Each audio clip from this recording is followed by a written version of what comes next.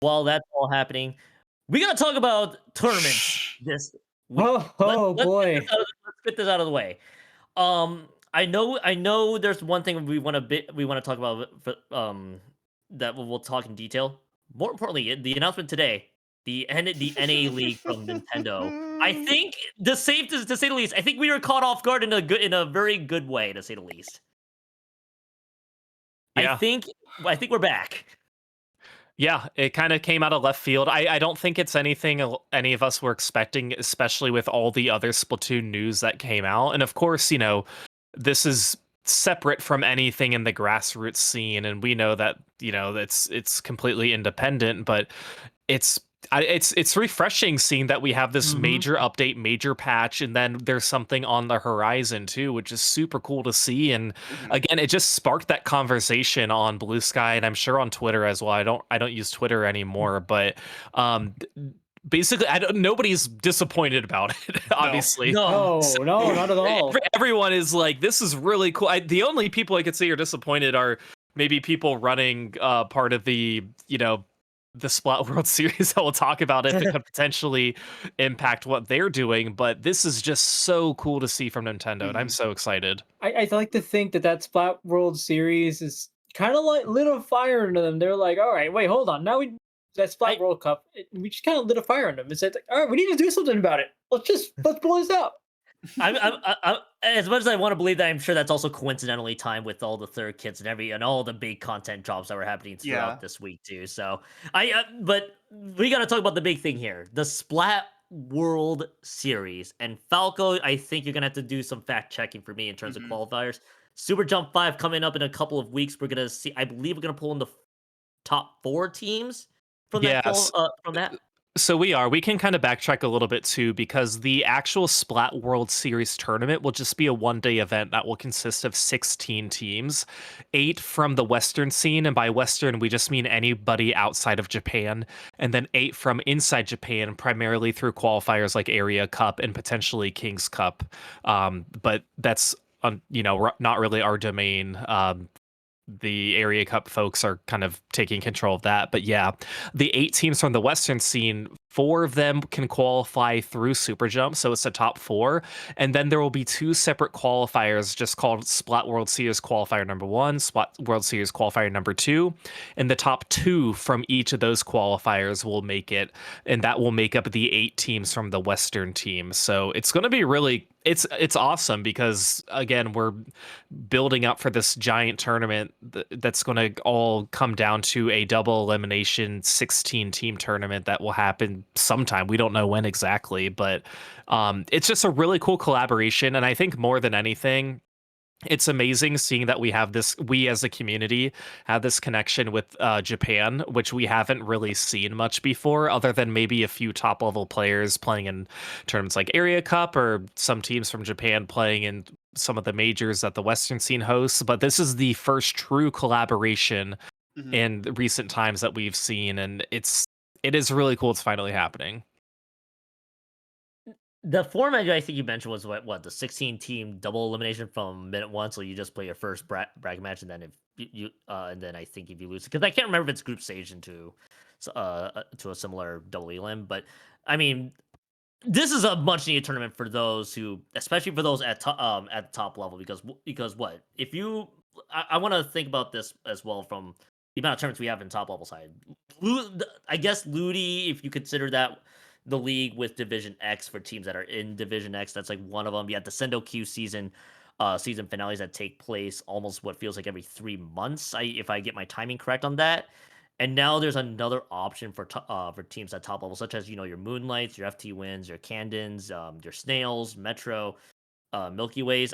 That is another option for that is now another tournament that teams can compete in. I think this is gonna be an awesome tournament now that people can also look at, because now I feel like Falco and the rest of the crew.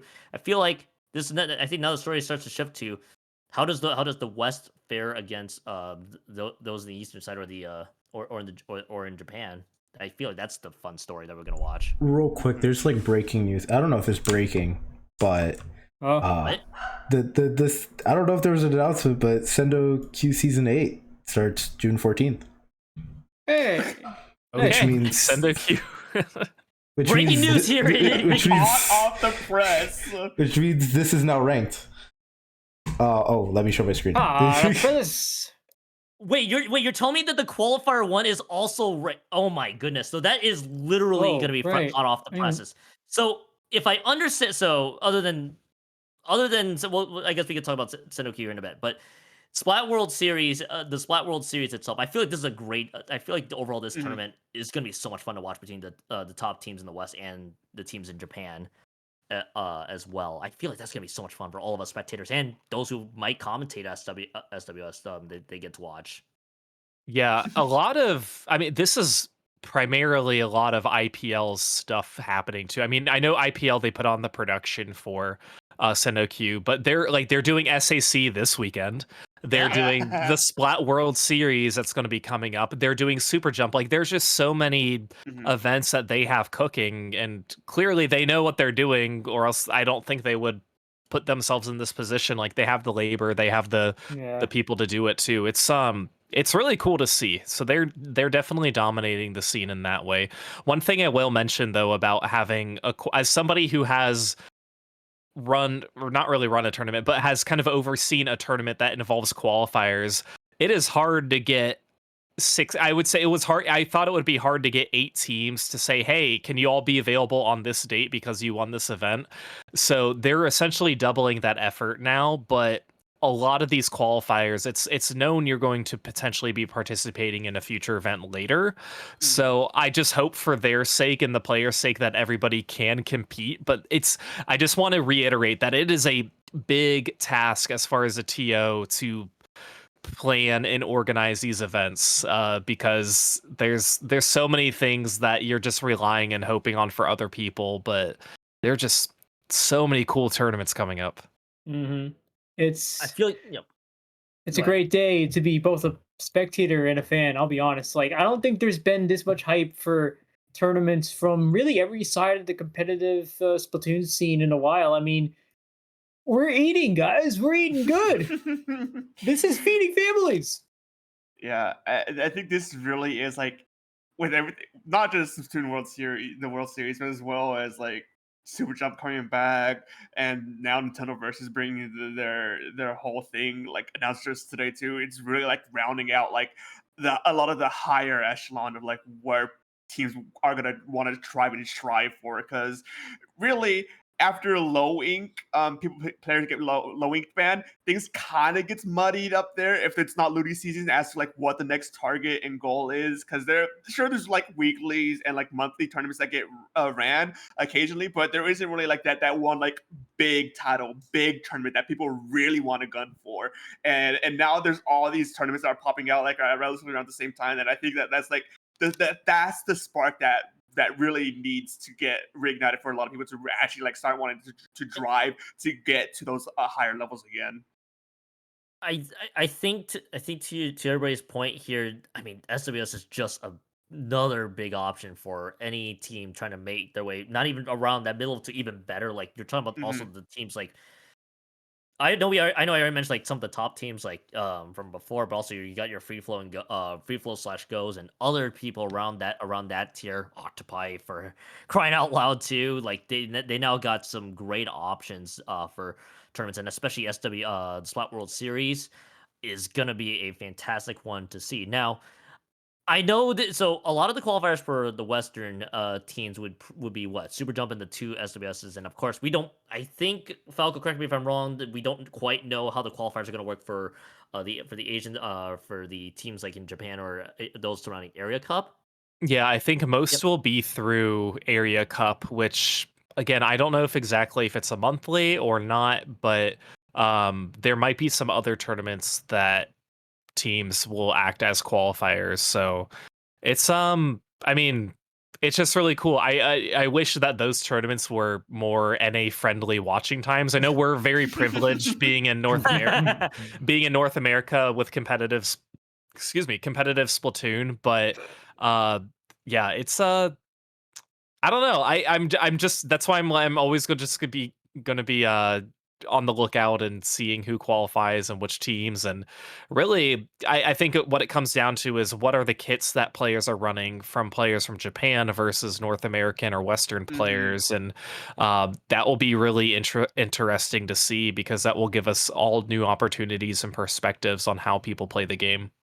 Hmm. It's That's actually a fun point because the meta feels like it's so different between, well, not so different. I might be over exaggerating that. It's pretty much different enough between teams in the East and versus the West for the most part. So I feel like you get the clash of the two, what is popular in both regions, being the deal here.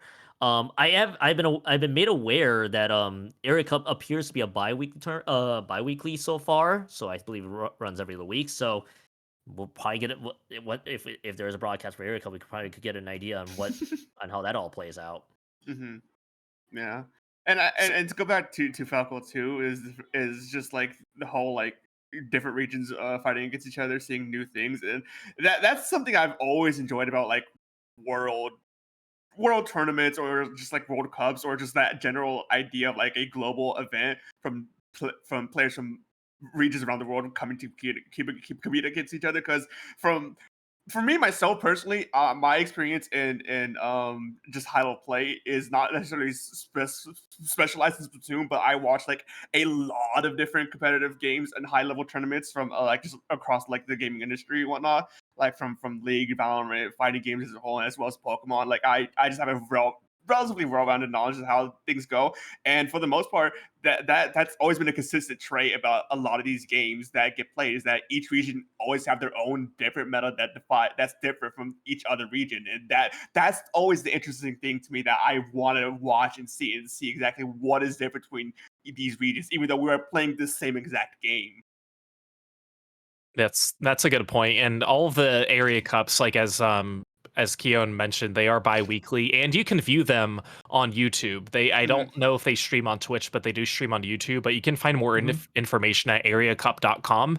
It has all that information listed. You know, you'll probably want to translate it from Japanese to English, but you can easily find the information you're looking for. And I'm again really glad we have those resources.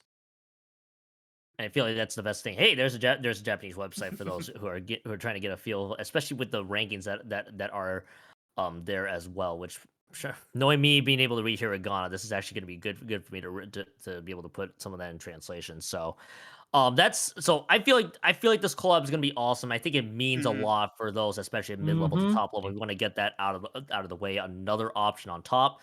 Um, Now another discussion point I think some people have is do we want to separate certain regions together? Like let's say North America gets its own region, Europe gets its own region for qualifying in a similar collab, and then like Oceania or Latin America, Latam, for example, would regions that want to also compete in this should they get their own Yeah, automatic bid? I guess is the phrase. I will say, in terms of the Oceania region, it's really hard to find teams to do it because I mean, playing games with teams from Oceania, and this is from experience, there's obviously latency issues, and that's the biggest problem I think separates them from the rest of the competitive Splatoon because of that. Because of just like technological difficulties that sometimes they just don't have the right answers for, and that's understandable. But it's really hard. But I do wish we still found a way to do it because there are some great Oceania stuff that's going on. They obviously have their own league, which I forgot what it was called on top of it. It's like Frostbite or something. Is it Frostbite? I swear. Frostbite. Yeah. Yep. I Yes, think it yes, it is. is. Mhm. Yes, and they have their own scene and everything. It's just that with the way of was trying to make it worldwide, it is obviously has its own difficulties. Latin America, not as much. You still see a lot of fantastic players here, and obviously some of them are heading into some of them are actually in some of our teams. Some of them you might know from historical purposes, like Noel. Lots of fun stuff there. I I think real quickly, I could see the case to get teams from Europe get their own bid and North Oh America yeah. getting their own bid. I feel like that's the obvious case right away. But I mean, it feels like it's going to be too soon of a discussion as well because this is like what the first major collab between regions, if I'm not mistaken. Mhm. If I'm not mistaken, somebody will have to check me on that. So I think down the line that you'll probably start to see that separation. I would be on the frame of at least get a tournament in the West to collaborate with East or Japan in this case, and then and then I feel like we could talk about that discussion later. That's my read on that, though. Yeah, Not that sure what you My makes guys think. I Oh, have thoughts. Yeah. Mhm. So what's tricky is I feel like the biggest barrier is the time zone Yeah, Mhm. rather than the language barrier because for North America, Europe, and I'll just say Australia, Oceania, sure. you can always get two of the three to have a compatible time. You know, the time that most IPL tournaments and qualifiers are set up are, very North America and Europe friendly. It is early afternoon for North America, evening for Europe. Or you could run an evening tournament in North America, and that would be the next morning in Australia. Or you could have something that is not North American friendly that would be run in the like early afternoon for Europe and then later in the evening for Australia. So you can never get all three of those together. Mhm. The solution for that is that you just say, well, let's just lump Australia with Japan because they're in a very similar time zone, but then you have the language barrier crossover, which makes it very difficult because most Western anywhere outside of Japan, I feel like would have a more fluent English connection than anybody within Japan or, that area that plays competitive Splatoon. So there's no easy answer for it. If you want the best of the best, you're not going to separate them by country. But if you want everyone to potentially have an opportunity to participate and have a fair shot, then I think you could segment or at least have one slot for Australia. I don't think you need to separate North America and Europe at all because you can play at the times that a lot of these tournaments do happen. I'm really just looking at it from an Australia Oceania perspective of having them really have an opportunity to play. But my overall answer is I don't think we need to separate them beyond what is already laid out, which is the inside Japan and outside Japan. Mhm. Yeah. I think for a first step, this is a big one, and Yeah. then we can. I feel like if we get more of these events, which by the way, please do, if basically, but I think if we get more of those events, I feel like we're gonna start to see that separation down the line. It just makes it for EU friendly time zones to play in EU friendly times and NA and whatnot. But I mean, what? Like I'm gonna use Lowing as my frame of reference. For example, you got like what? Oh shit, you got teams that are pretty much participating in tournaments like that are available in IPL or teams that are really good playing obviously in Sendo Q season finales at the same time. So it's like I kind of get why why it's set up the way it is. I feel like when they run more iterations of the Splat World Series, if they do, for the record, I think we can talk about that separation. Which, by the way, Nito, you mentioned the time zone differences. The best like friendly time zone I can look at would be like early morning US because in Mhm. Japan that'd be around 9 p.m. Europe Yeah. would be around 2. I'm using gonna use Paris as a frame of reference, and then Well, Australia, let's say we let's include it for sake of argument, is around 10 p.m. So if you were to start at our usual afternoon US afternoon time, that goes like into the dark nights basically of Japan and Australia, just to put in perspective. yeah, you can even say it earlier you go, the more the Dark Knight rises. I All right. I feel like the more Splat World Series gets played, I probably wouldn't be surprised if this isn't like an early morning. Get the cup of coffee. Let's watch Splatoon. Sort of. The times Just for the tournament, I think, have already been decided. I Mhm. don't remember off the top of my head, but I believe it was around 5 a.m. Pacific time for the start time of the tournament, that makes which again, sense. I don't there's no perfect answer to this, obviously. Mhm. Japan is, literally the opposite time. You switch AM and PM, and that's what time it is in Japan, depending on where you are in the US. Um, so in a way, that's going to favor players from Japan because they don't have to wake up at the crack of dawn and play. Mhm. But again, there's just no, unless you're playing in person, there's no perfect solution I, for this. So that's why it's a very ambitious project to begin with. I think actually that's probably the best time they probably could have had it anyway, which was 5 a.m. Pacific. That's kind of what I was looking at because I did remember that 5 a.m. Pacific, 7 a.m. Central, and 8 a.m.